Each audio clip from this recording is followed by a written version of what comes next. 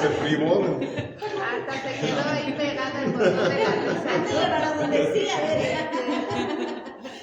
Lo bueno es que ya se oyó todo ahí en el video la carcajada.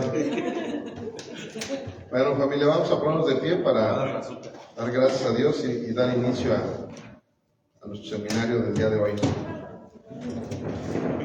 Señor, como siempre te agradecemos, bendito Padre Celestial, porque nos das ese privilegio de venir a este recinto, Señor, a aprender, a convivir también, Señor, a estar aquí, Señor, en tu presencia, en este recinto donde siempre salimos edificados con todo lo que tú nos hablas, Señor, con todo lo que se instruye.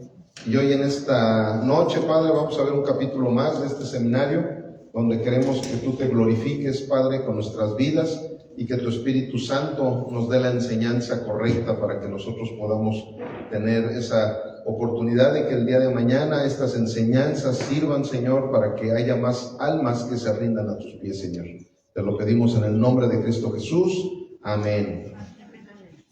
Ok, vamos a iniciar. Hoy este capítulo está cortito, así que no hay problema que haya muchas preguntas. Richard, pásenle el micrófono a Richard.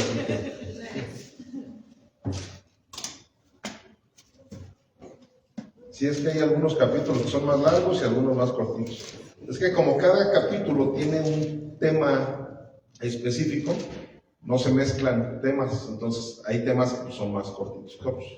Entonces por eso a veces sí están muy cargados de información, a veces no es tanto. Entonces ya apuntaron ahí o ya sacaron fotos, a los que sacan la foto.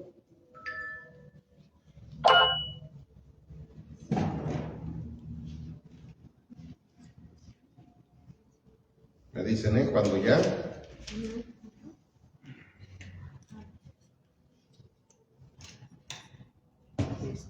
¿Listo? Bueno, vamos a ver aquí la introducción del tema que vamos a ver el día de hoy. Los cambios turbulentos durante los siglos II y III dejaron a la Iglesia con un rostro diferente del que tenía al final del primer siglo. Los efectos de esos cambios se vieron reflejados en la organización, doctrina y práctica, así como en el reconocimiento del canon del Nuevo Testamento como lo conocemos hoy. Todo esto es lo que vamos a empezar a ver el día de hoy. Y aquí, como número 1, es su organización. Miren, así es como se empezó a organizar ya la iglesia de una manera religiosa, por así decirlo, que realmente, como les he dicho, la palabra religión en su profundidad no tiene nada de malo, porque realmente la religión quiere decir una cercanía, una comunicación con Dios, una relación con Dios, es lo que quiere decir religión, nada más que se fue deformando precisamente esa palabra, porque los hombres pues fueron deformándola, ¿no? Con sus doctrinas y todo lo que hemos estado viendo. De hecho, la semana pasada ya ven que abordamos ahí todas las herejías que abordamos, nada más unas cuantas de 80 que estaban enlistadas, en aquel entonces estaban enlistadas 80 herejías. ¿Y cuántas fueron las que vimos hace 8 días, se acuerdan? Pues ahí tienen su apunte. Bueno, se les digo rápido ya para que no le busquen. Fueron 9 herejías. Fueron 4 fuera de la iglesia y 5 dentro de la iglesia. Entonces todas esas herejías se fueron dando precisamente ¿por qué? Por el religiosismo, ¿verdad? O sea, el religiosismo fue lo que empezó a hacer es que miren, de hecho, si se dan cuenta, el problema es cuando ya viene lo de cismo. Cuando tú dices religión, dices no hay problema, pero cuando dices religiosismo, ya es donde está el problema. Cuando tú dices humanidad, no hay problema, pero cuando ya hablas del humanismo, es donde ya entra el problema. O sea, el ismo es un énfasis que se le hace a algo que se distorsiona. ¿Me explico? O sea, no tiene nada de malo ser humano, ¿verdad? Ser un buen ser humano no tiene nada de malo. Pero cuando ya te empiezas a involucrar en el humanismo, ahí es donde sí ya tiene mucho de malo. ¿Por qué? Porque empiezas a crear una idea del ser humano que no tiene. Es cuando te empiezas a crear un antropocentrismo. Eso es el humanismo. Entonces vean realmente esas asociaciones que andan ahí en el humanismo y todo eso, ¿qué es lo que están haciendo? Están queriendo poner por encima al ser humano de lo que realmente es, y por eso andan sacando de la cárcel a criminales, porque las asociaciones humanistas, todo, se empiezan a involucrar en eso. Entonces lo mismo pasa con la religión. Cuando tú dices religión, de hecho por eso Jesús habló en un par de ocasiones, dijo, la verdadera religión es y este, algo que estaba totalmente fuera de las prácticas que tenían los religiosos de aquel entonces. Entonces aquí el problema es cuando empieza a entrar el religiosismo, y eso es lo que empezó a suceder con las herejías, y es lo que sigue sucediendo hasta la fecha, que la gente no es tanto que busque tener una buena religión, sino que empiezan a buscar la religiosidad, empiezan a buscar un religiosismo de tal manera que lo echan a perder, empiezan a distorsionar realmente lo que es el concepto.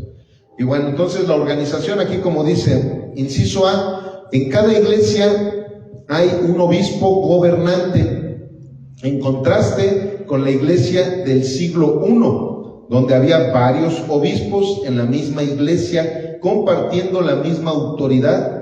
Este cambio se debe a dos causas. Uno, el obispo era considerado como el vínculo de unión entre las iglesias, y dos, el obispo era el que vigilaba y determinaba la doctrina en las iglesias. Miren, a la fecha hay algunas denominaciones que de igual manera manejan no solamente a un pastor dentro de la iglesia, sino que tienen varios pastores, precisamente porque se ve los pros y los contras que llegó a haber en la historia de la iglesia. Habían veces que era bueno que hubieran varios pastores. ¿Por qué? Porque se delegaban muchas cargas, se delegaban tareas, se cuidaban entre ellos mismos, ¿no? De que nadie llegara a tener cierto ensoberbecimiento, cosas por el estilo. Sin embargo, sabemos que cualquier organización, es más, bíblicamente, el Señor siempre puso cabezas, empezando por Él. Él es la cabeza de toda la iglesia, ¿verdad?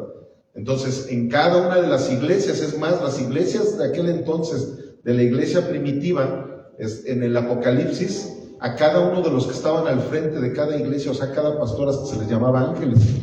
Se le llamaba el ángel de la iglesia de Filadelfia, el ángel de la iglesia fulanito, el ángel de la iglesia sultanita, ¿verdad? ¿Por qué? Porque la palabra ángel quiere decir mensajero.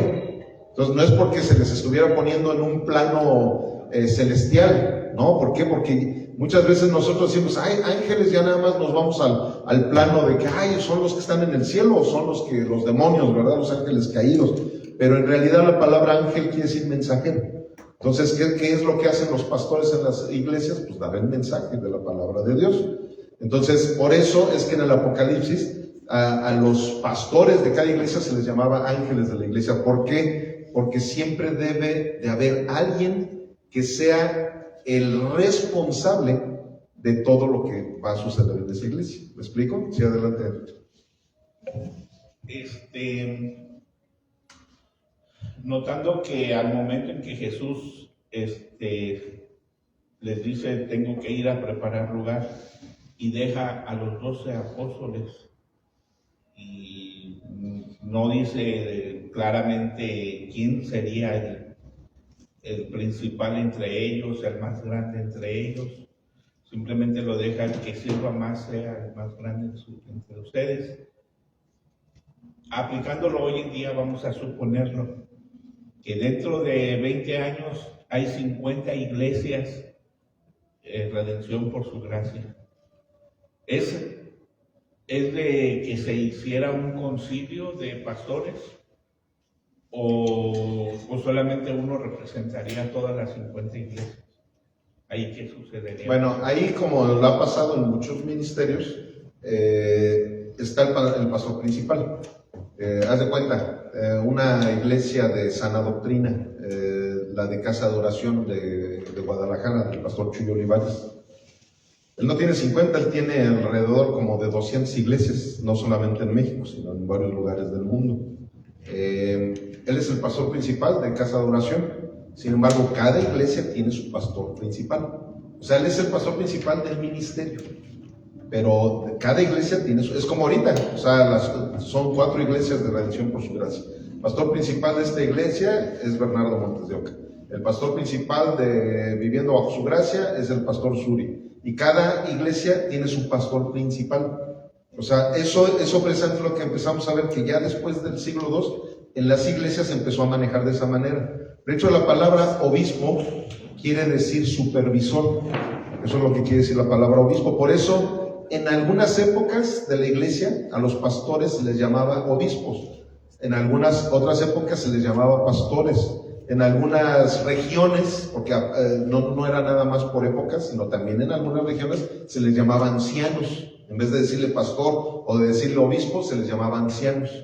Nada más que de repente empezaron a tener cierta organización. Haz de cuenta, la iglesia bautista tradicional, ellos siguen teniendo obispos y pastores. O sea, el obispo es como en el pentecostalismo, que tienen a los apóstoles, que dicen el apóstol fulanito de tal. Si nosotros no fuéramos bíblicos de la iglesia reformada, yo sería el apóstol de las 4 iglesias. ¿Me explico? Así lo manejan en el pentecostalismo. En las bautistas, en vez de apóstol, les llaman obispos. El obispo es el que está a cargo de varias iglesias y él supervisa a los pastores de cada una de esas iglesias.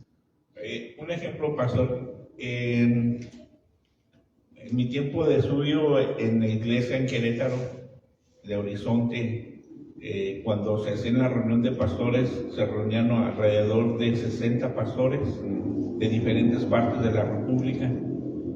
Entonces, pero ellos no, dentro de la doctrina, no se reconocía, o como no se quería escoger a una sola persona, sino que hicieron como una tipo mesa directiva, donde uno se encargaba de las finanzas, otro de asuntos religiosos, otros de asuntos de gobernación, y había diferentes funciones.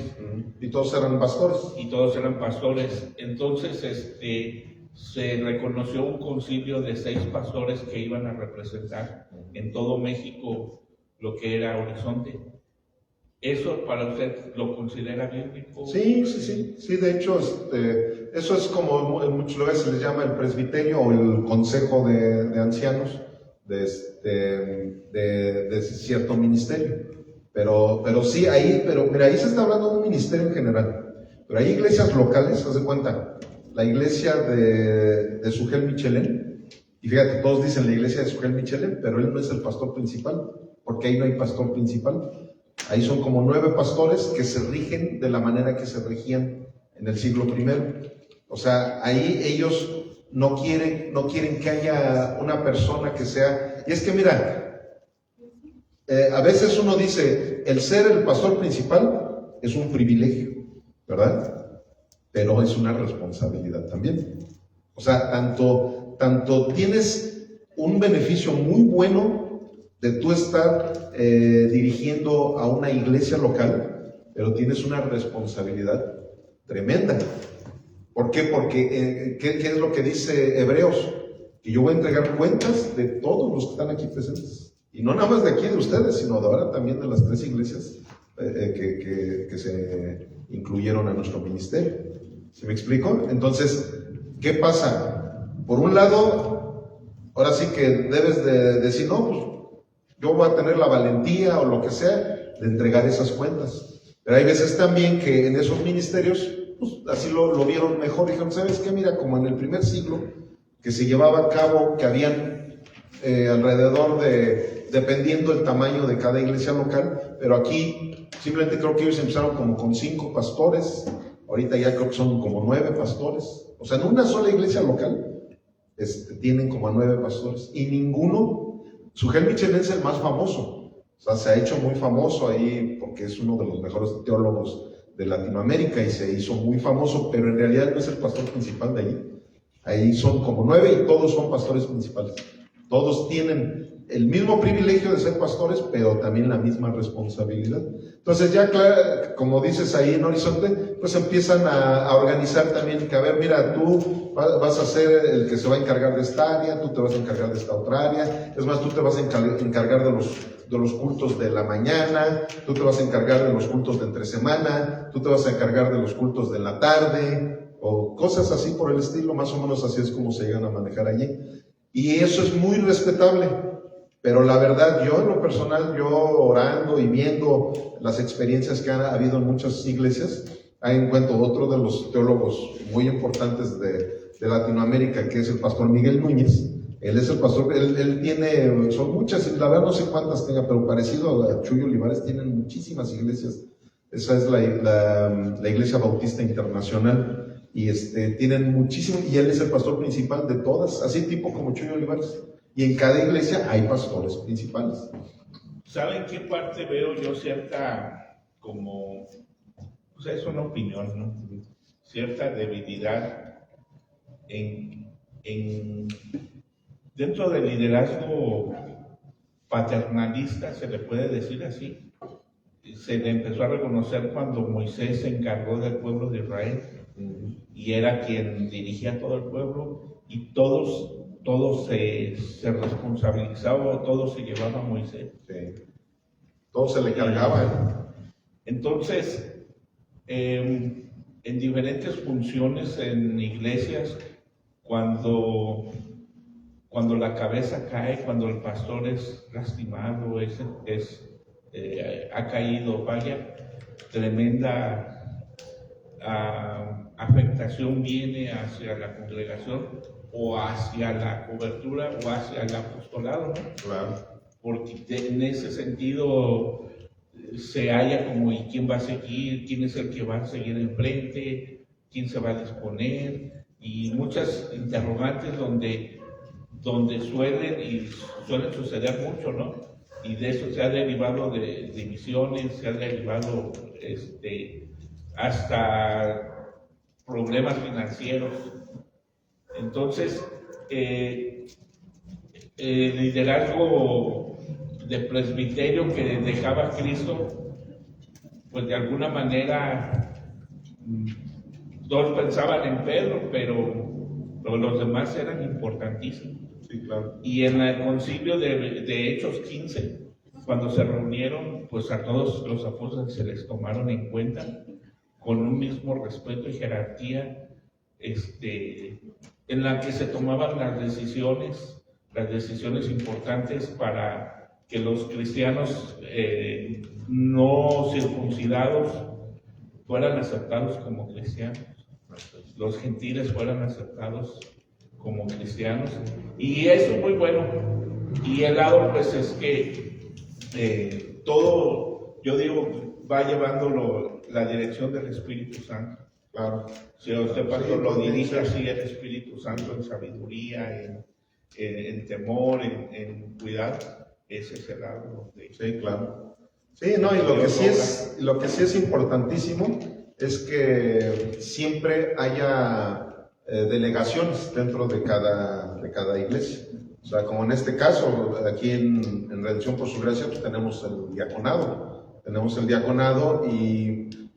¿Y qué sucede? Que eso es precisamente ahorita que hablabas de Moisés, cuando su suegro Jetro precisamente le dice, es que si no empiezas a delegar responsabilidades te vas a acabar, o sea, vas a morirte bien rápido porque tú solo no puedes hacerlo. Entonces así es como debe de ser. Y sí, o sea, cuando un ministerio llega a crecer mucho en número de personas, es importantísimo que se empiecen a delegar también, no solamente situaciones de diáconos, sino de pastores también. O sea, es totalmente bíblico el que se empiecen a levantar más pastores dentro del mismo ministerio. O sea, imagínate una iglesia que empieza a crecer arriba de 100 personas. Es importante que empiecen a haber más pastores, porque un solo pastor no se puede encargar para más de 100 personas, ya no haría bien su pastorado. ya no se atendería de la manera correcta a cada una de esas personas, ¿me explico? Entonces, por eso Chuy Olivares, que es como estudiamos en el Instituto Bíblico de él, vimos muchas de las cosas internas que ahí se manejan, y ahí se ve como él, en cuanto empezó a crecer ahí en Guadalajara, empezó a levantar más pastores. O sea, dentro nada más de la iglesia de Guadalajara, ahí hay como 10, 15 pastores, dentro nada más de eso. Él sigue siendo lógico el pastor principal de esa iglesia, pero hay muchos más pastores que se encargan, como les digo, de más cultos, de darle consejería a cierta cantidad de personas. Es más, él ya se encarga de darle consejería nada más a los pastores.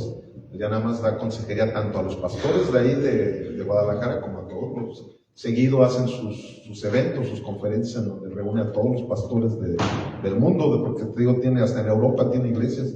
Entonces se reúnen, creo que una vez al año, en sus conferencias pastorales, donde él está instruyendo a todos los pastores de lo que se debe de llevar a cabo y todo eso. Pero sí, eso es precisamente lo que empezó a suceder aquí. O sea, empezó a haber una organización, algo que gracias a Dios nosotros ya nada más tomamos ejemplo de lo que se hacía bien, ¿verdad? Porque algunos han tomado ejemplo de lo que se hacía mal y hagan de cuenta que no tomaron en cuenta lo de... Es que también les voy a decir algo, es el problema. ¿Sabían que hay muchísimos pastores que no conocen la historia de la iglesia? Y se los digo, es más, las que estuvieron aquí la última vez que les predicé a los pastores, ¿se acuerdan que les pregunté? ¿Alguien sabe qué es la didaje? ¿Y cuántos levantaron la mano? Nomás Harvey, porque pues Harvey está con nosotros. Fue el único que levantó la mano. De ahí en fuera, nadie más levantó la mano. Porque hasta eso pues, son honestos todos, ¿verdad? No levantaron la mano. Nadie levantó la mano. Porque no se meten a la historia de la iglesia. Es importantísimo. ¿Por qué? Porque ahí te das cuenta de lo que debes de hacer y lo que no debes de hacer. Dices, esto no les resultó. No, o sea, es que si no les resultó, pues nosotros tampoco hay que hacerlo. Es más, mira, en la historia de la iglesia pasó como Dios, hasta por haberse salido del huacal, llegaron ahí maldiciones, esto, lo otro, aquello. No hay que meternos en camisa de 11 varas. Entonces, por eso es la importancia. Entonces, aquí estamos viendo cómo iba iniciando la organización. El inciso B dice, la idea de la sucesión apostólica ya estaba implantada. La mayoría aceptó la idea de que la autoridad de un obispo venía directamente de los apóstoles y en particular de Pedro.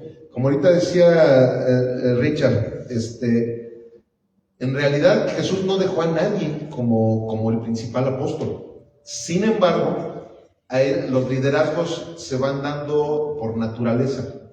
O sea, Pedro, por naturaleza, ustedes vean, de los que estaban con él en los evangelios, porque aquí exceptuando a Pablo, que él ya fue, como él mismo decía, fue el abortivo, pero de los 12 que estuvieron caminando con Jesús, ustedes ven cómo por naturaleza Pedro era el que tenía sobre todo las mayores revelaciones. Tenía las mayores regadas también, pero también las mayores revelaciones. O sea, pero por eso fue cuando Pedro le dice, tú eres el hijo de, ¿cómo es la frase? El hijo del Dios viviente. Tú eres Jesús el Cristo, el hijo del Dios viviente. Y Jesús le dijo, en esta roca edificaré mi iglesia. En esa verdad. O sea, esa presente, a lo mejor si no han leído ahí la esa que tenemos ahí abajo está, dice, Jesús el Cristo, el hijo del Dios viviente. Porque esa es la roca en la que se edificó la iglesia. Esa es la verdad. O sea, esa no es Pedro, como lo dijimos hace 8 días o el domingo, no me acuerdo cuando hablamos de esa situación. Sin embargo, esas cosas hicieron que por naturaleza Pedro quedara como líder de todos ellos. Pero aún él como líder de todos los apóstoles, acuérdense que Pablo lo regañó porque andaba judaizando, porque andaba metiendo el judaísmo a la gracia. ¿Me explico? Entonces, ¿qué sucede? Ninguno quedó como el jerarca, ninguno. Sin embargo, por naturaleza simplemente ahí está otra naturaleza, la de Pablo. O sea, de los 12 que estuvieron caminando con Jesús, a lo mejor fue Pedro. Pero luego llega alguien que fue el abortivo, él mismo así se autonombraba, y él superó en muchos aspectos el ministerio de Pedro, empezando pues, por todos los escritos que nos dejó, Empezando porque el mismo Pedro lo reconoció, no me acuerdo si en la primera o en la segunda carta de Pedro, él dice claramente, dice, todo lo que el apóstol Pablo, él escribe, es difícil de entender. Si algunos indoctos no lo entienden correctamente, lo pueden empezar a torcer. O sea, él hablaba de él así como diciendo mis respetos para las revelaciones que él tiene. Sus escritos son de una teología muy avanzada, ¿me explico? O sea, ahí se ve inmediatamente como el mismo apóstol Pedro, que por naturaleza había quedado como el principal de todos los apóstoles, él reconoce la revelación que Dios le había dado directamente a Pablo sin haber tenido que estar caminando esos 3 años y medio con él. De una manera directa del Espíritu Santo a su espíritu, le conectó todo lo que ellos aprendieron en su caminar, vino y le dio esa revelación y todavía más revelación de la que a los 12 se les había dado. Entonces, por eso la mayor parte de la cimentación de la iglesia apostólica pues viene de los escritos de Pablo. La mayoría son 2/3 partes del Nuevo Testamento. Y luego aquí en el C, inciso C, dice, para el año 313 el obispo de la iglesia de Roma tenía ya un respeto especial entre los demás obispos del imperio. Esto sucedió porque Roma fue por mucho tiempo la capital imperial y porque el apóstol Pablo y posiblemente Pedro también estuvieron en dicha iglesia.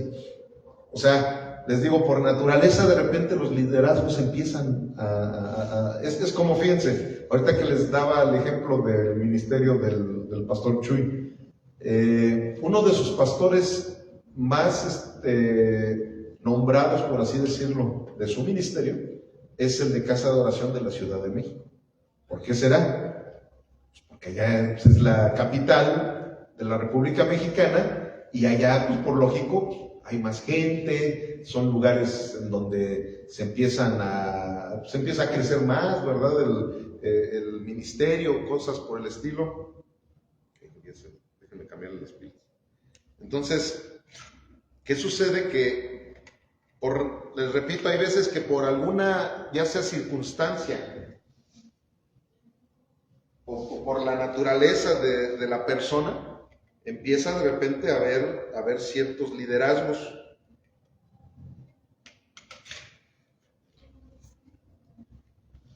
Sí, ese pastor que a mí me indaga una pregunta. Se supone que la primera iglesia fue fundada en Israel, con más de 5,000 miembros en el día de Pentecostés, y todos fueron judíos cristianos. No, pero había gentiles también. Sí había gentiles, pero en ese entonces el apóstol Pablo todavía no era reconocido que se les predicara a los gentiles el evangelio. No, pero mira, cuando se fundó la iglesia, ahí en el día de Pentecostés, los que estaban orando, que eran alrededor de 120, todos esos eran judíos. Pero acuérdate que precisamente toda la gente que se convirtió venían de muchos lugares, que incluso muchos de ellos ni siquiera sabían de estas lenguas, de aquellas, entonces por eso empezaron a divagar, dicen, no, pues han de estar borrachos o qué está pasando. Pedro les da el primer sermón y es cuando se convierten alrededor de 5,000 personas. Pero esas 5,000 personas no eran judíos.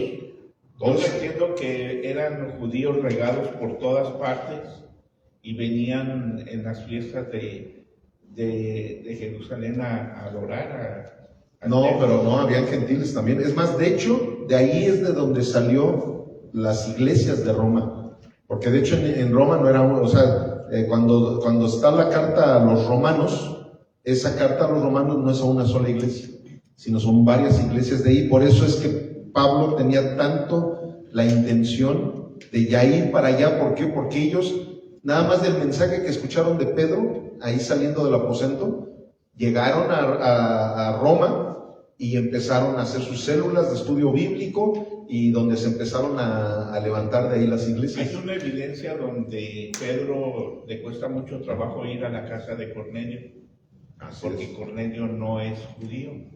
Y empieza a decir, híjole, pues ¿cómo voy a ir a su casa si está prohibido? pisar un lugar de una persona que no es judía. Y es donde Dios le da la revelación de que no llame inmundo a lo que Él ha santificado. Y ahí es donde dice uno, pues un judío juntarse con un gentil no era ni idea. Pero no era entrar a su casa. O sea, eso era lo que ellos tenían en su religión. O sea, esa era la prohibición que ellos tenían, entrar a la casa de un judío. Pero hablarles públicamente a los judíos, de un gentil, pero hablarles públicamente a los gentiles, o sea, el judío no tenía ninguna prohibición. Y el lado en el que me viene a la pregunta, decía, bueno, en el momento en que ya se permite el cristianismo en Roma, no se pensó en las iglesias de Jerusalén, en convertidos en Jerusalén. Y es donde ahí uno empieza a entender que Roma quiso hacer un cristianismo gentil, haciendo a un lado al cristianismo judío.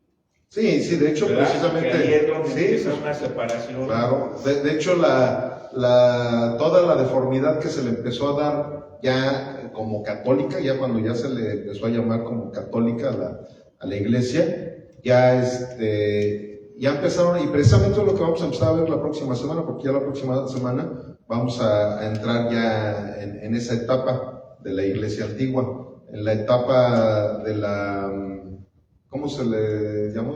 Se me va el nombre. Ahorita estamos en la etapa de la supervivencia, y luego la que sigue, ¿cuál decíamos que era? La supremacía.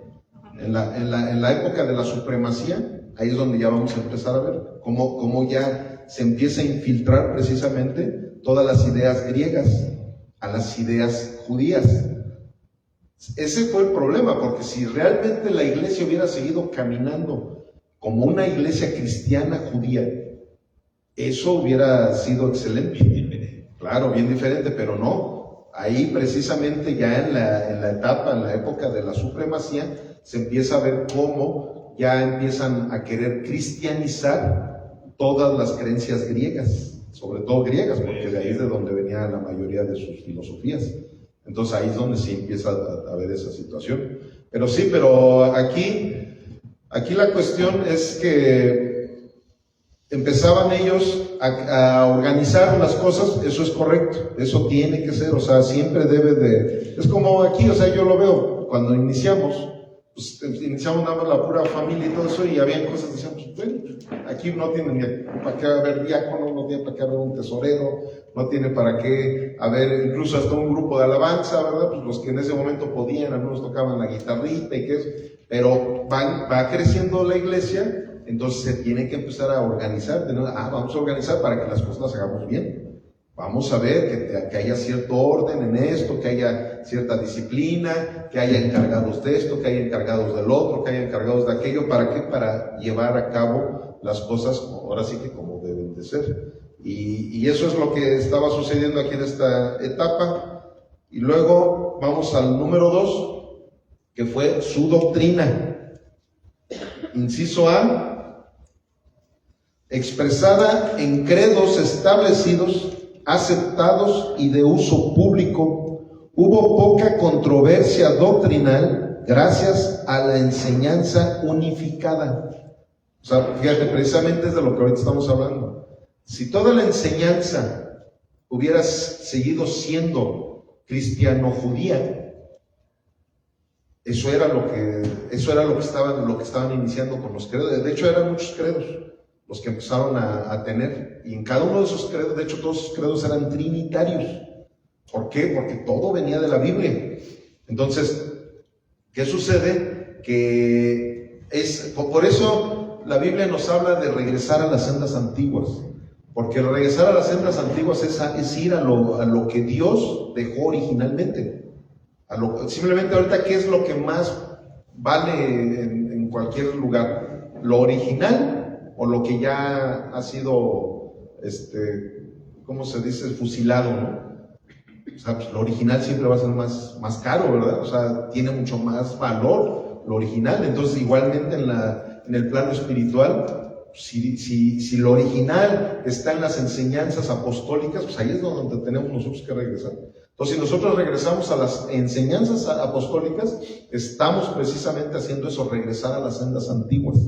Y esas sendas antiguas son las que nos van a poder dar el diseño original para el cual Dios creó a la iglesia. Sin embargo, aquí, en ese entonces, pues todavía iba bien la cosa. Pero ¿qué fue lo que empezó a deformar todo? Pues el que empezó como teléfono descompuesto a empezar a llevar otros credos diferentes. Y es bien cierto que uno aquí está entendiendo el origen de una iglesia católica griega, y la diferencia a un cristianismo judío. Sí, mira, de hecho es más, fíjate, el nombre original de nuestra iglesia, o sea, de la iglesia protestante, por así decirlo, sería católicos, apostólicos, evangélicos. Ese es el nombre que se le debería de dar a la iglesia protestante. ¿Cuál es la diferencia entre la romana? Pues precisamente que allá dicen que son católicos, apostólicos, romanos. Entonces, ya al decir que son católicos, apostólicos, romanos, ahí ya están mezclando todas sus ideas griegas, todas sus mitologías, todo lo de los gentiles. Y el uso de las imágenes. El uso de las imágenes, todo eso viene de la influencia. Así es.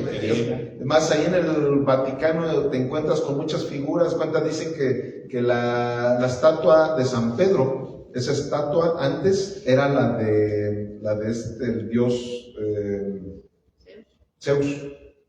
Esa antes era de Zeus y ya nada más, ahora le cambiaron ya el nombre y dijeron que ahora es Pedro, que es San Pedro. Y cosas así, o sea, eso fue lo que empezaron a hacer, a mezclar lo romano con lo cristiano. Ahí en el barrio donde yo nací, el barrio de San Miguel, la figura de San Miguel la sacan hasta hoy en día de soldado romano. Y la gente no comprende el contexto, ¿por qué lo visten de soldado romano? Exacto. Si los soldados romanos, ellos eran los que martirizaban a los cristianos y a los judíos los tenían dominados. Sí. O sea, ese contexto ni siquiera ellos mismos lo entienden. Sí. ¿Qué significa? Sí, pues ahí es donde radica, donde todo se empezó a torcer. ¿Por qué? Porque Roma, es más, como muchos lo han dicho, o sea, Roma no ha dejado de ser el imperio. Ya espiritualmente hablando, él sigue imperando todo el mundo con su religión, una religión romana, precisamente. O sea, ellos, políticamente hablando, fueron devastados, ¿verdad?, por los bárbaros y todo lo que conocemos de la historia, pero permaneció su religión hasta la fecha, y más ahorita en Latinoamérica es donde más está esa religión imperando, que siguieron imperando. O sea, el imperio romano sigue a través de las convicciones religiosas por esa religión. Pero sí, sí, ahí se fue deformando todo. A ver, vamos al número 3. Es su práctica. Inciso A. En este periodo surgió la división entre el clero y los laicos, a diferencia del siglo I. ¿Entienden lo que es el clero y lo que son los laicos?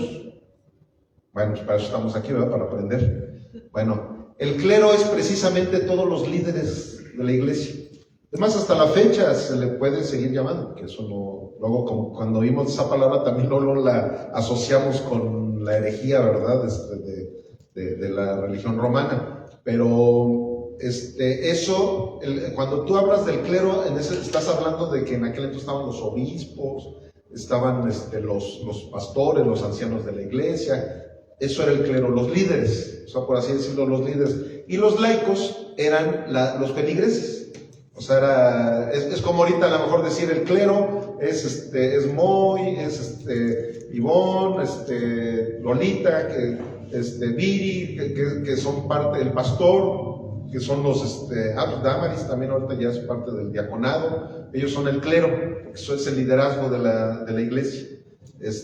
Y todos los demás son los laicos. Así es como, esa es la palabra correcta. ¿verdad? Porque ya también de una manera, ¿cómo se le podría llamar esto? Que ya ves que luego dicen, no, pues que las escuelas laicas, o sea, hablan de que ahí no se tiene que meter religión precisamente. Pero bueno, eso la verdad yo no sé exactamente por qué sea, pero hablando de lo que era la cuestión religiosa, laicos se les llamaba a esos, a los que eran los feligreses, y clero a los que eran los líderes de la iglesia, ¿verdad? Porque si eso de no sé por qué a las escuelas les llamen laicas, la verdad ahí sí ya sería meterme en un tema que desconozco. Ok, ¿cuál sigue? El inciso B. Las únicas ordenanzas eran el bautismo y la cena del Señor, que es lo que sigue siendo hasta ahorita en las iglesias cristianas, pero ya eran administradas solamente por obispos ordenados, reconocidos.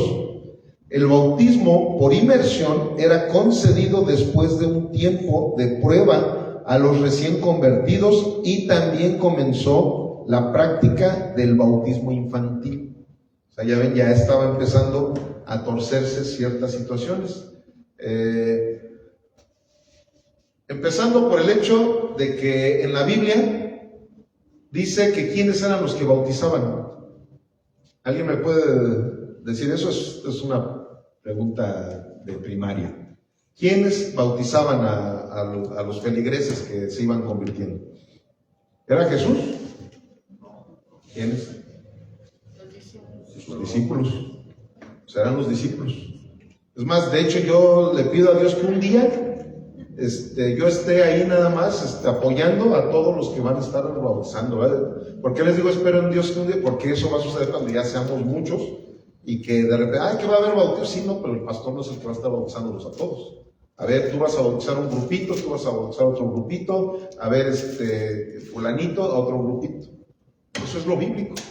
O sea, nada de, no, es que tiene que ser el apóstol fulanito el que va a bautizar. No, tiene que ser Jesús el que los bautice. Tiene que ser, no, o sea, realmente eso, y sin embargo, eso es lo que empieza a pasar con el religiosismo, hasta la fecha. O sea, si tú de repente vas a un lugar en donde el pastor no es el que está bautizando, no, hombre, empiezan ahí a, no, pues, ¿cómo? El pastor no está bautizando, él es el que tiene, entonces no vale mi bautismo si no fue el pastor. O nosotros donde está, precisamente a mí no me bautizó mi pastor, me bautizó mi apóstol. Porque él era el que bautizaba, o sea, ni siquiera era el pastor. El pastor le ayudaba nada más, para que la gente no se ahogara. Pero el que nos bautizaba era nuestro apóstol. Si no, no valía. ¿Me explico? Y en la católica, entre más jerarquía tengan, más vale. Más vale su bautizo, ¿no? Bueno, ahí le llaman bautizo. Bueno, gramaticalmente lo correcto es decir bautismo. Ya ven que casi siempre decimos bautizo, pero realmente es bautismo. Esa es la palabra correcta. También ahí se las digo porque cuando tú estás con un teólogo y oye que te dice bautizo, ya desde ahí cuando dice, ay, híjole, que no sabe que se dice bautismo. En realidad esa es la palabra correcta, decir bautismo. No es decir, vamos a tener bautizos, no, vamos a tener bautismos. Eso es lo correcto. Y vean, aquí todos aprenden, ¿no? Aunque no sea el tema, pero se aprende, porque hay cositas decía, ¿no? Decía Pablo que aún que él no había bautizado a nadie. Precisamente por lo mismo. Por lo mismo de que... Sí, que la gente ya como que lo veía así como que, ay, es un rito demasiado importante y tiene que ser el apóstol. Hasta que Dios no me mandó a bautizar, así de plano, él dijo. No, y aunque sí he bautizado, ¿verdad? He bautizado a fulanitos, a sultanitos, creo que también a sultanitas, ¿verdad?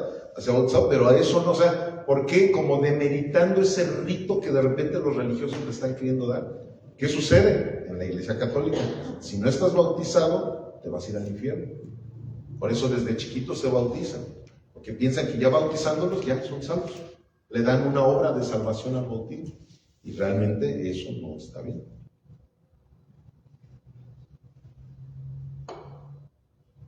Ok, entonces las únicas ordenanzas que estaban en aquel entonces son las mismas que ahorita tenemos, pero sin bautizar los infantes.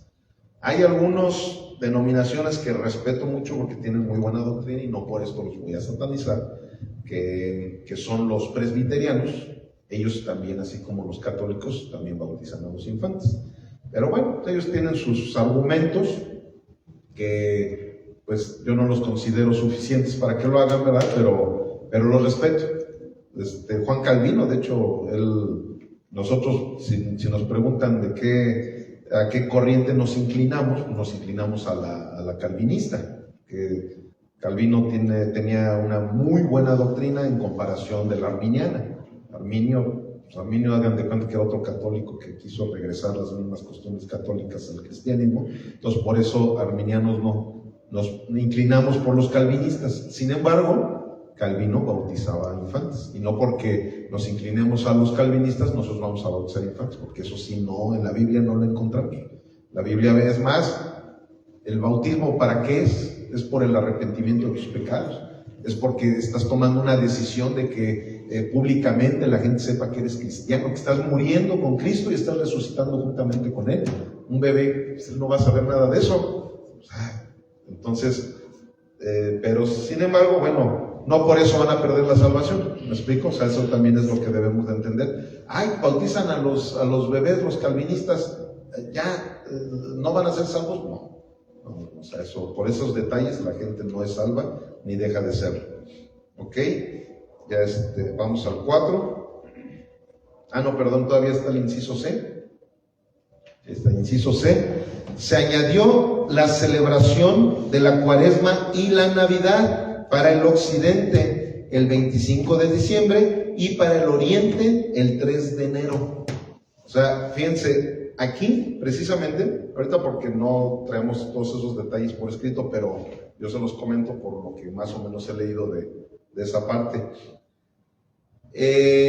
La Navidad, precisamente, la empezaron a llevar a cabo en la Iglesia Católica, que, como les he dicho, en ese entonces la doctrina estaba bien, apenas estaban empezando con algunos rollitos que no eran los correctos, pero tampoco eran herejías, como esto del bautismo de infantes no es una herejía. Apenas empezaban, sin embargo, tenían buenas ideas, y una de esas buenas ideas fue que el mismo día que hacían su celebración esa de la Saturnalia, una celebración satánica que era para honrar al sol, al dios sol, y ese mismo día era una celebración, es como ahorita el Halloween. Decimos, el Halloween, sabemos que hay que orar en esos días porque la gente está celebrando a la muerte y son fechas en donde los satánicos las usan para hacer de las suyas, y vamos ahora. Bueno, en aquel entonces era la Saturnalia. Entonces, no me acuerdo del nombre, pero uno de los líderes de la iglesia de aquel entonces dijeron, ¿sabes qué? Vamos a celebrarla el mismo día, la Navidad, aunque no nació Jesús el 25 de diciembre, vamos a celebrar el mismo día de la Saturnalia, para que eso opaque completamente esa celebración, y que ahora la gente se acuerde siempre del 25 de diciembre por nuestro Señor Jesucristo, y no por la Saturnalia. ¿Sí me estoy explicando? Y díganme, ¿fue una buena idea o no? Ahorita a ti te dicen 25 de diciembre y ¿a poco te viene a la mente la Saturnalia? A cualquier persona tú pregúntale. A cualquier persona tú dices, oye, el 25 dice, pues es cuando nació Jesús. Bueno, no nació Jesús, pero es cuando se le celebra la Navidad, es cuando se celebra el natalicio de Jesús. No se acuerdan, o sea, sí les funcionó eso. Aunque algunos que son grinch, ¿verdad? Que andan ahí, que la Navidad es del diablo. La verdad es que no. Fue precisamente de ahí fue donde empezó a nacer esa idea, y la verdad es que sí les funcionó. O sea, en ese entonces todavía no eran heréticos los católicos como para decir, es que ellos se juntaron con los satánicos de la Saturnalia y por eso hicieron su celebración, porque eran unos satánicos.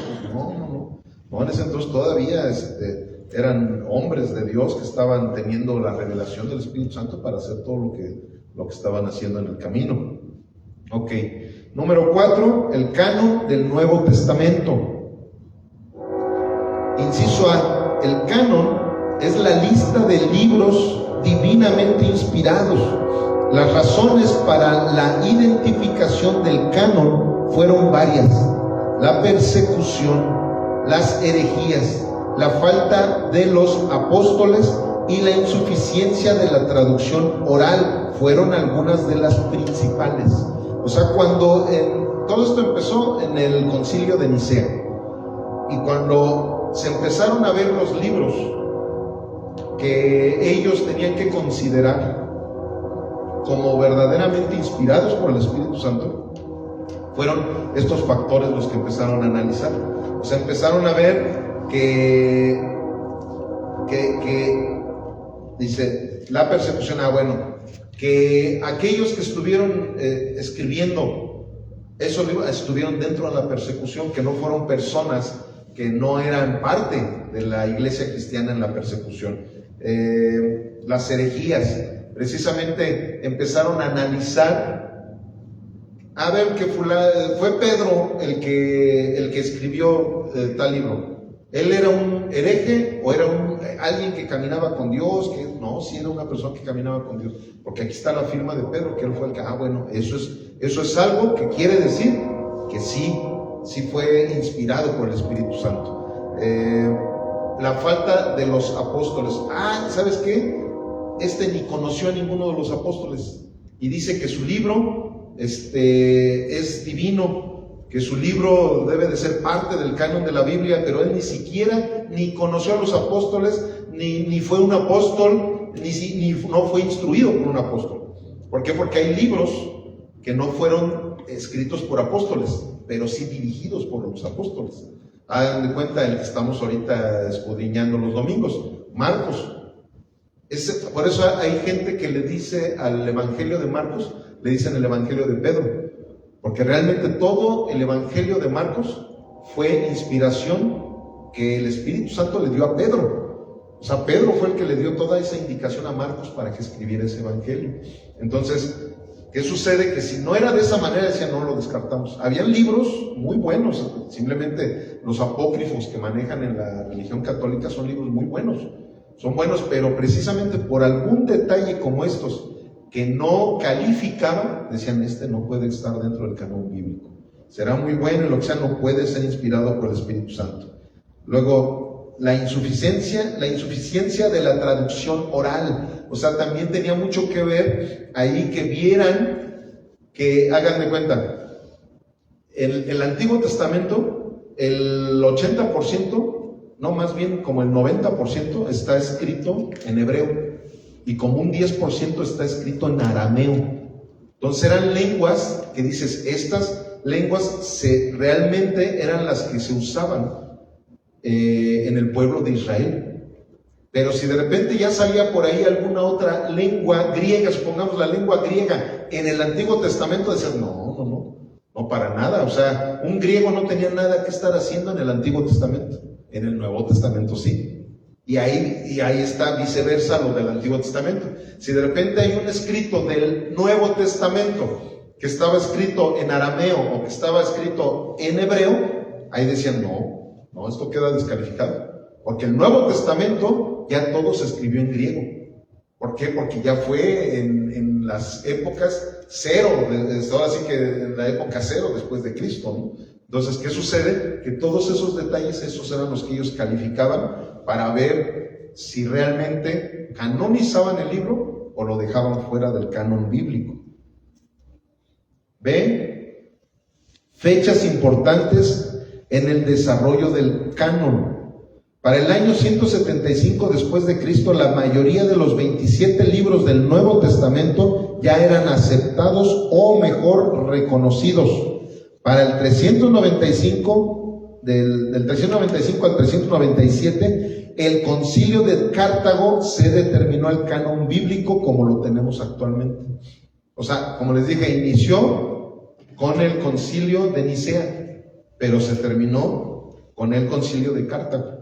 Cartago ya ahí fue donde ya determinaron, ya es la Biblia que ahorita tenemos. Es la Biblia que quedó en esos momentos fue la de la Vulgata, que ya platicamos sobre esa Biblia de la Vulgata, que ese es el original. De hecho es una reliquia que está ahí en el Vaticano, que ese fue el original que quedó ya así escrito como tal. Ok, inciso C. Los libros que fueron difíciles de aceptar en el canon fueron los siguientes: Santiago, Hebreos, Segunda de Pedro, Segunda y Tercera de Juan, Judas y Apocalipsis. Esos escritos fueron difíciles de aceptar ahí en el concilio, porque No sé si incluso les platiqué que Lutero de plano él decía que Santiago no era un libro inspirado por el Espíritu Santo, porque llegaba un momento en que habían cosas que aparentaban cierta contradicción de lo que era la gracia y con lo que era la ley moral de Dios. ¿Por qué? Porque en el Nuevo Testamento, desde los Evangelios, vemos claramente que Jesús, como lo dijo, yo he venido a cumplir la ley. O sea, todo lo que era la ley ritual desaparecía, pero la ley moral de Dios no desaparecía. ¿Me explico? Entonces, al no desaparecer la ley moral de Dios, habían ciertos escritos, como en Santiago, simplemente Santiago dice, la fe sin obras es muerta, ¿verdad? Y por eso es que ahí, con esa cita, es donde Martín Lutero dijo, no, esto no es bíblico. ¿Por qué? Porque Romanos claramente dice que no es por obras. Efesios dice claramente que la salvación no es por obras para que nadie se gloríe. Esto y lo otro. Entonces, habían cosas que aparentaban contradicción. Por eso es que cada que yo hablo de esa cita de Santiago, de que la fe sin obras es muerta, doy esa explicación de que la salvación viene sin las obras, pero resulta en obras. ¿Me explico? Entonces ya cuando tú lo empiezas a entender de esa manera, que eso es lo que hacían en los concilios, precisamente eso es lo importante de los concilios, ahí empiezan, no, es que sí, por esto, hagan de cuenta alguien como yo ahorita que estoy dando esa explicación, daba esa explicación, sí, es cierto, no, sí, no, entonces Hebreos, sí es un libro divino. No, sí, tienen mucha razón, sí, no, es que Juan, en el momento en que estaba con Jesús, él pensaba de cierta manera, pero miren, vean aquí simplemente en Apocalipsis, coincide muchísimo con todo lo que dijo en su primera carta, en su segunda y en su tercera carta, coincide mucho con todo lo que dice en Apocalipsis. A lo mejor hay cosas que vemos en el Evangelio que no eran iguales a las que vemos aquí, pero en aquel entonces, todavía el Espíritu Santo ni siquiera estaba permanentemente en él. En esos momentos, por eso cometieron tantos errores muchos de los apóstoles, porque todavía el Espíritu Santo no tomaba control de sus vidas. Entonces, cosas así las iban analizando de tal manera que decían, no, sí, definitivamente este libro sí. ¿Te das cuenta? Judas, él de plano incita a que nosotros juzguemos, cuando que en el Evangelio nuestro Señor Jesucristo nos decía, no juzgues a nadie, ¿verdad? Aparentemente nos decía así, pero él, ¿qué era lo que decía? Si tú ves que alguien tiene una paja en su ojo, no se la quieras sacar cuando tú tienes una viga en el tuyo. No estés juzgando al vecino que trae una paja. Primero ve, quítate la viga que tienes en el ojo y luego regresa para quitarle la paja. ¿Me explico? Eso no quiere decir no juzgues. Eso más bien quiere decir no seas hipócrita al juzgar. Mejor primero tú ponte a cuentas, y ya que estás a cuentas con Dios, que ya estás bien, que tienes un verdadero concepto de lo que es la moralidad de Dios, ahora sí ven y dile a esa persona, mira, sabes que no está bien. Ahí sí. Entonces, cuando esas cosas las determinan, decían, sí, es cierto. Judas dice, ¿verdad?, que nosotros tenemos que, ¿cuál es la palabrita que utilizaba? Tenemos que... así como decir, tenemos que hacer pleito, decía una palabra, ¿cómo decía? Contienda, esa era la palabra. Haz contienda con todo aquel que tuerce la palabra de Dios. Estoy parafraseando, pero él hablaba de eso, que tuviéramos contienda, o sea, él sí decía, o sea, denuncia, demanda a la gente que está haciendo las cosas de una manera incorrecta. Entonces, cuando ellos empezaban a analizar eso, decían, no, sí coincide. Sí, no, es que aparentemente parecía como que Juan, que era el más tranquilo, el amoroso y todo, y de repente dice esto. Judas, que se supone que era el hermano carnal de nuestro Señor Jesucristo, como Jesús decía que no juzguemos a nadie, y luego él dice que tengamos contienda con aquellos. ¿Sí? No, entonces Judas no debe de ser canonizado su libro, pero entre todas esas pláticas decían, no, sí, definitivamente Judas está en lo correcto. Él debe de quedar su libro como canonizado. Sí. Yo creo que también algo que tuvieron o tomaron en cuenta fue de acuerdo a los lectores a los que se les estaba escribiendo, las circunstancias en las que estaba pasando la cierta iglesia. Así es. Y eso hablas de cerca exhortación, ¿no? Dirigida a la iglesia a la que se le está escribiendo. Y hay otras ocasiones donde Pablo sí dice a todas las iglesias. Exactamente. Ya es un mensaje en general. Sí, de hecho, ahorita ya todas son epístolas, porque a final de cuentas, pues, todos nosotros las escuchamos. Pero habían unas que desde aquel entonces, como es, cuando una epístola que es una carta a varias personas. Eso es una epístola. Sin embargo, en aquel entonces habían cartas a una sola persona. Simplemente la carta a Filemón, ¿verdad?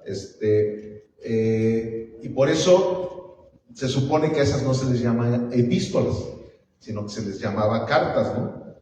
Sin embargo, ahora son epístolas. ¿Por qué? Porque esa carta a una sola persona se convirtió, pues, para todas las naciones. Pero en realidad sí, ahí es donde está la diferencia. Y sí, tienes mucha razón. Dependía mucho todo eso. Ellos, imagínense, por eso yo digo, el tener una Biblia en nuestras manos es un tesoro tremendo. O sea, todo lo que han pasado los santos de Dios para que nosotros tengamos una Biblia en nuestras manos. Porque no paró ahí. Ellos ya dieron su traducción. Ellos en ese momento precisamente quedó la Vulgata traducida del hebreo, del arameo, del griego al latín. Ya eso hizo, porque el latín era lo universal en aquel entonces. Pero ¿qué sucedió durante años? Es más, hace 50, ¿no? 60 años más o menos, todavía había iglesias en donde te predicaban en latín, ¿verdad? ¿Y qué pasó? Que hubo muchos, empezando por Martín Lutero, que tradujo a su idioma, el alemán. Tradujo primero el Nuevo Testamento y luego ya se aventó toda la Biblia, la tradujo. Empezaron a haber traducciones. La historia de los que escribieron La Reina Valera 1960, que presente fueron dos personas, uno por el apellido Reina y el otro Valera, por eso es Reina Valera. Si ustedes checaran, es más, yo creo que a lo mejor en la historia de la iglesia también lo vamos a checar. Si checaran la historia, ellos fueron unos mártires también, ellos fueron perseguidos. ¿Por qué? Por traducir la Biblia. Sí. Y ahora nosotros la despreciamos y no nos ponemos a leerla. O sea, esa es la situación que empiezas a encontrarte en la historia de la iglesia. Yo digo que se le debería de añadir la historia y los héroes de la iglesia, ¿verdad? Porque una de cosas, o sea, por cosas que ahora a lo mejor nosotros las podemos ver insignificantes, pero esas cosas causaban persecución, causaban que los llevaran que los mataran, que los crucificaran, que los quemaran, o sea, tantas cosas que iban a suceder nada más por las traducciones de la Biblia. Sí. Y yo creo que hay una gran cantidad de héroes desconocidos. Sí, claro. Sí. Que murieron por preservar la traducción, por preservar la Biblia. Sí. Porque las guerras de la Inquisición fueron persecuciones horribles. Claro. Y el encontrarle una Biblia a una familia o a X persona, el hecho de encontrar una Biblia ya era motivo de muerte. Sí, claro. Entonces, fue esa parte donde con persecuciones, donde con sufrimientos,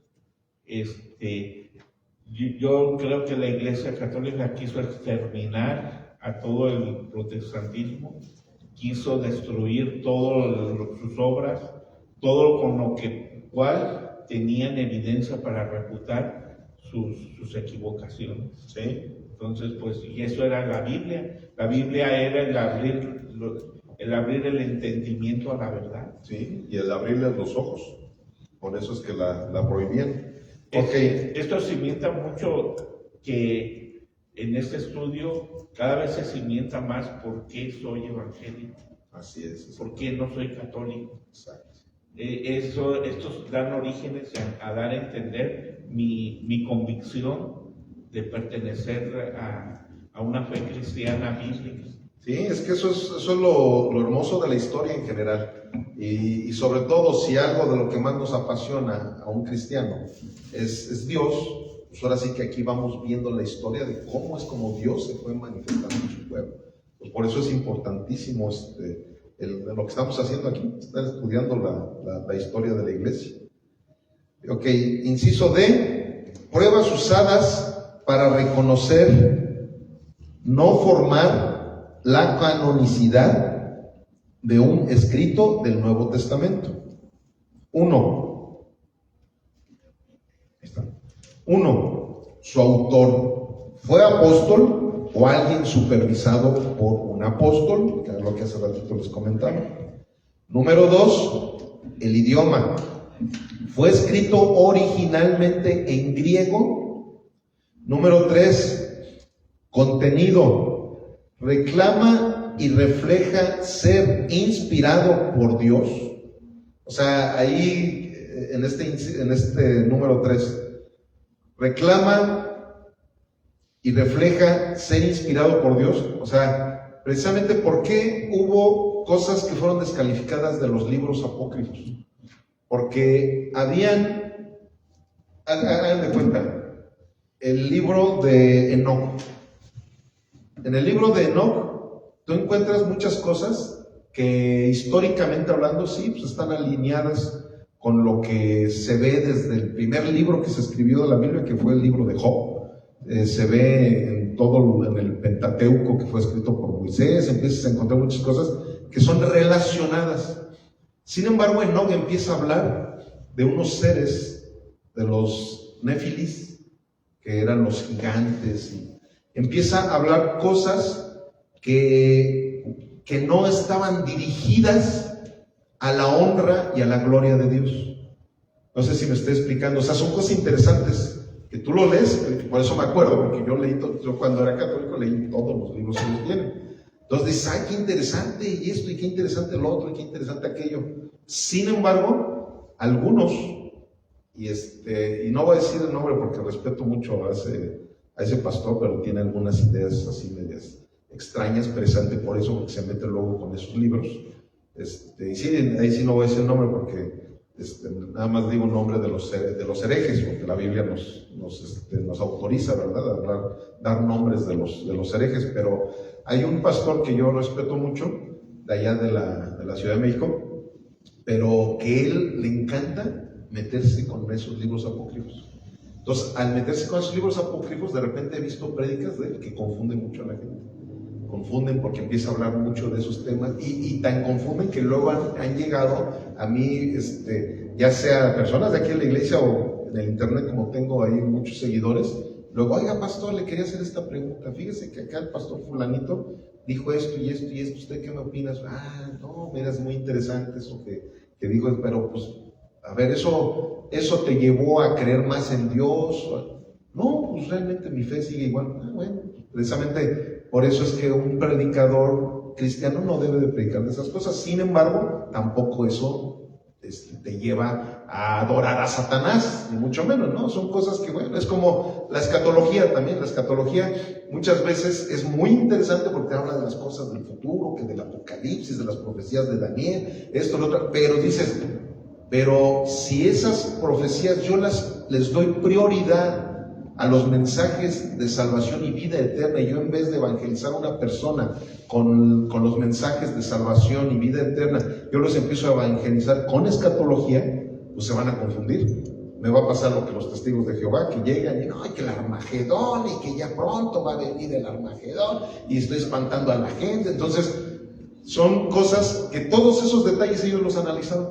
Ellos analizaban detalles así, decían, bueno, esto es cierto. Simplemente los de Macabeos, el primero y segundo de Macabeos, todo fue cierto. Esos libros nos explican todo lo que no se escribió durante 400 años en la Biblia. Desde Malaquías hasta Mateo hubo 400 años de que no hubo escritos en la Biblia.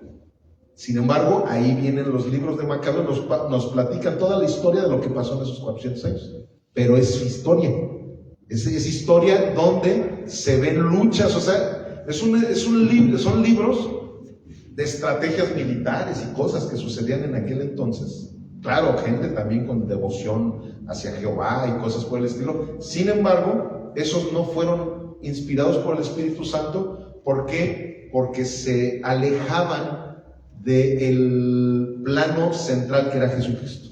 ¿Me explico? Entonces, prácticamente eso es lo que ellos buscaban, que todo se centrara en Jesucristo. Si había un libro que no se centraba en Jesucristo, decían, no puede ser inspirado por Dios. ¿Por qué? Porque Jesús, el Cristo, es el nombre que es por sobre todos los nombres, y todo debe de enfocarnos al Cristo, al Mesías, como se le decía en el Antiguo Testamento. Se dice también, pastor, que había militares que querían agradar al emperador romano y se querían mezclar como cristianos, llevando una carta escrita por alguno de los apóstoles para atrapar cristianos. Entonces era donde se escribían muchas cartas que eran falsas. Ah, sí, ok. A menudo militares se convertían a Cristo, Sí. pero otros sí agarraban ¿cuál será su punto principal? Agarrar a los principales, a los que estaban enseñando, a los pastores, diáconos, eran los que ellos, los militares romanos se procuraban agarrar, claro, para entregárselos al emperador y sean reconocidos. Sí, precisamente por eso tenían que checar perfectamente, porque imagínate, meten un libro de esos a la Biblia, pues te confunden completamente. De hecho, te voy a decir una cosa, muchas veces también por eso algunos católicos están bien confundidos, porque metieron libros no inspirados por el Espíritu Santo. O sea, aunque como digo, no son libros satánicos, ni mucho menos, pero sí te confunden. Simplemente ese de no confunde mucho a mucha gente cuando empiezan a leerlo. Ahora que está también ahí en el YouTube, a ver que el libro de Enoch, a ver, voy a ver, y que esto, o que el Evangelio de María Magdalena, o que el Evangelio de Judas, y empieza a haber unas confusiones tremendas en la gente. Diga. Pues justamente de ese libro, porque sí es uno que he escuchado mucho, y por lo que menciona es como, sí es un libro que no es inspirado por Dios, que no es malo si lo leemos, pero lo recomendable es mejor no, para no confundirnos. Claro. Mira, si ya leíste toda la Biblia y la volviste a leer y pues tienes ganas de leer algunos, pues está bien. Pero ¿para qué perder el tiempo en leer un libro de esos si todavía no terminas de leer toda la Biblia? Esa es la recomendación que yo daría. Si alguien a ti te pregunta, oye, mira, primero lee toda la Biblia, ya que leíste toda la Biblia, y si te quedas insatisfecho, pues a ver, ponte a leer uno de esos libros. No habría ningún problema. Pero, ¿por qué? Porque ya cuando la gente lee toda la Biblia y empieza a conocer verdaderamente a Jesucristo, ya nada te va a mover. Pero cuando son personas indoctas que todavía no tienen mucho conocimiento y se empiezan a involucrar en esos libros, se pueden confundir tremendamente. Ahí es donde está. Es como el caballo de Troya. Ese es un libro totalmente alegórico.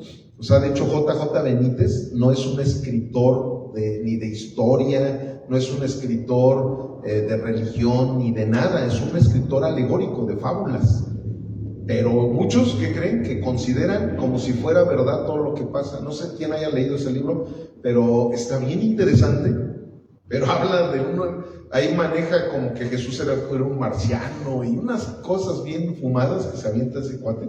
¿Y qué creen? Que mucha gente se ha confundido grueso, se ha confundido. Yo he tenido luego evangelizado personas que leyeron ese libro, nada más porque leyeron ese libro no quieren creer lo que dice el Evangelio, y ahí es donde sí, pues es lógico. ¿Por qué? Porque son personas que no tienen el conocimiento de la palabra de Dios. Entonces lo mejor es por eso cuando tú conoces perfectamente los billetes verdaderos, en el momento que alguien te pone un billete falso en la mano, luego lo vas a distinguir. ¿Por qué? Porque detectas ya, simplemente tus dedos detectan perfectamente un billete cuando no es verdadero. O sea, no necesitas conocer lo falso, nada más con que conozcas lo verdadero.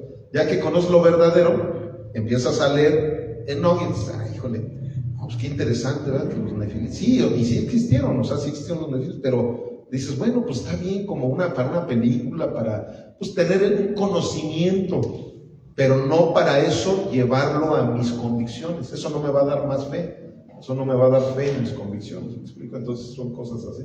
Sí. Y por ejemplo en eso, ese libro es como, ¿tiene credibilidad? Sí. Sí. Sí. Y personalmente, usted, si ya estudia más personal, ¿qué piensa de ese libro? Bueno, yo preferiría leer ese libro que leer, haz de cuenta, el de el Caballo de Troya. O sea, el Caballo de Troya, pues es perder el tiempo. Y con ese libro no. ¿Por qué? Porque a final de cuentas sí tiene datos que no fueron inspirados por el Espíritu Santo, pero que fueron verdaderos. como los libros históricos de Flavio Josefo. Dices, no fueron inspirados por el Espíritu Santo, pero son libros verdaderos. Primera y Segunda de Macabeos son libros históricos, son verdaderos. O sea, esos libros están corroborados en la historia universal. Es más, muchos de los escritos de Macabeos, de Flavio Josefo, han sido necesarios para los libros de historia universal. Dices, claro, eran verdaderos, pero no para mis convicciones cristianas. Esa es por eso es que ellos no los involucraron en el canon bíblico, para que no hubiera... Es igual, ¿no? El libro de Código Da Vinci. No, hombre, no, ese sí es satánico. Ese sí, el Código Da Vinci, ese sí. Si alguien me dice, ¿me recomiendas leerlo? No. Mejor ponte a leer la Biblia satánica. Esa te va a edificar más. En serio. ¿Sabes por qué te va a edificar más la Biblia satánica? Porque la Biblia satánica te muestra lo que hay en el corazón de Satanás. La Biblia satánica, fíjense lo que son las cosas. A lo mejor la gente piensa que la Biblia satánica habla de, no, y hay que adorar a Satanás, no. ¿Saben qué habla la Biblia satánica?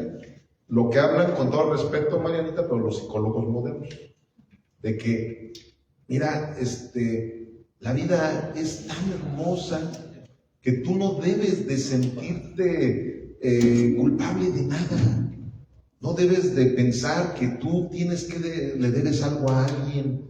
Tú vive tu vida en paz. Mira, si tú eres mujer y te gusta otra mujer, hombre, pues es algo que tú debes de entender, que tu propia naturaleza te está dictando que lo hagas. Todo lo que tu corazón te dicte, eso es lo más sabio que tú puedes llevar a cabo. ¿A poco suena así como con cuernos? Suena como que muy... ¿Pero qué creen que eso es la Biblia satánica? Así, todos los escritos de la Biblia satánica te dicen puras cosas que al hombre caído, a la naturaleza caída le encanta. O sea, te lleva a pecar. O sea, te está inspirando a pecar. Hombre, pues si tienes a un hijo, trátalo, pero como si fuera una perla. Tú entiende que no debes jamás de levantarle la mano, porque es una criatura que hasta llega a hablar de palabras de Dios, que Dios te regaló a esa criatura.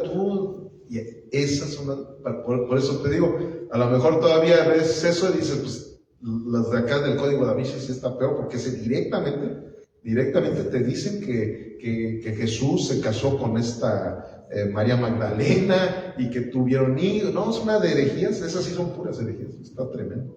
Ok, vamos a adelantarlo porque así ya se nos está viniendo el tiempo encima. ¿En qué vamos? No, me queda en el 3, ¿verdad? 4. Consenso. Es recibido como un escrito autoritativo por la Iglesia universal. O sea, se consensaba precisamente para eso eran los concilios. A ver, ¿tú qué opinas? ¿Tú qué opinas? ¿Tú qué opinas? A ver, sí, bueno, este libro va a ser canonizado. 5 y último, poder. Cambia el escrito vidas por medio de su mensaje, es lo que ahorita les decía. A ver, ese de Macabeos, ¿va a cambiar vidas? Porque lo lees, ¿no? No, pues ahí en el libro de Macabeos vas a ver, ¿verdad? Un malvado llegó y metió un chorro de puercos ahí en el templo, ¿verdad? Cuando que los judíos, los puercos para los judíos son como demonios, ¿verdad? Entonces, no, pues eso no me edifica. Sin embargo, el hecho de que yo haya visto que Jesús llegó con uno endemoniado que traía una legión de demonios, precisamente de ahí viene todo eso, se fue a los puercos y luego bueno, todo eso sí tiene una enseñanza. Todo eso sí me dice que de qué manera es como se manejan las legiones de demonios, ¿verdad? De qué manera es como conocieron a Jesús y Jesús hizo libre a esa persona y bla, bla, bla, ¿verdad? O sea, pero cuando no tiene esa relevancia, definitivamente, por eso ellos decían, no tenemos por qué meterlo en el canon bíblico. Esto no nos está llevando a tener más fe. Ya con eso lo descartaban, eso era una de las formas. Ok, ya con eso terminamos. La próxima semana empezamos con el periodo ya de la supremacía. La supremacía de la iglesia, que es del año 313 al 590 después de Cristo. El periodo de la supremacía de la iglesia abarca los siglos 3 al 6. En esta etapa la iglesia pasó de ser perseguida a ser oficializada. Una combinación de circunstancias históricas, políticas y religiosas fueron el terreno fértil en el cual el liderazgo universal de la Iglesia de Roma sobre el cristianismo occidental germinó, dando lugar al surgimiento del papado. Todo esto será abordado en los últimos 5 capítulos. Ya vamos a ver toda esta parte de la historia ya en los últimos 5 capítulos. Ya con esto vamos a finalizar la historia de la iglesia antigua, para que posteriormente ya empecemos con la historia de la iglesia medieval. ¿Alguna pregunta? ¿No? Todo está, como les digo, todo bien aprendido, o no aprendieron nada.